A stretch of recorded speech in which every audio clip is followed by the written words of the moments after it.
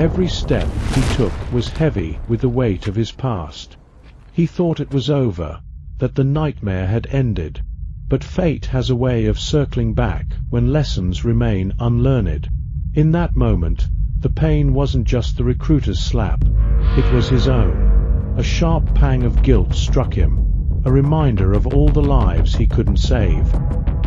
He blamed himself, not just for surviving, but for walking away. He told himself it was righteous, noble even, to stop the game, to save them all. But beneath the surface, it was something else. Ego, dressed as compassion. Attachment, masked as justice. He thought he was their savior. But salvation cannot be imposed. By interfering, he robbed them of choice, of agency. He didn't see the game for what it truly was, a reflection of the player's own desires, choices, and karma. What he couldn't see was this. The game wasn't just about survival. It was about growth, a test of who you were and who you could become. He wasn't fighting for them. He was fighting to silence his own guilt.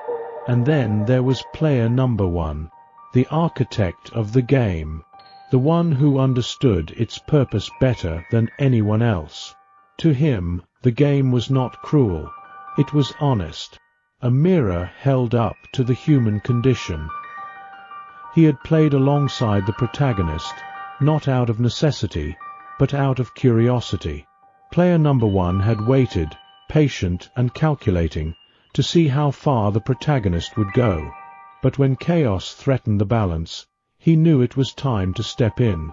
For he had mastered what the protagonist had not: detachment. He had seen the futility of forcing others to change, and the dangers of acting from ego and attachment. The protagonist's failure wasn't in his intentions, it was in his execution. He tried to control what wasn't his to control, to impose his will on a world designed to test it. In the end, his spiritual immaturity doomed him to fail. But player number one? He had already won, not by playing the game, but by understanding it. True wisdom lies in understanding when to act and when to let go.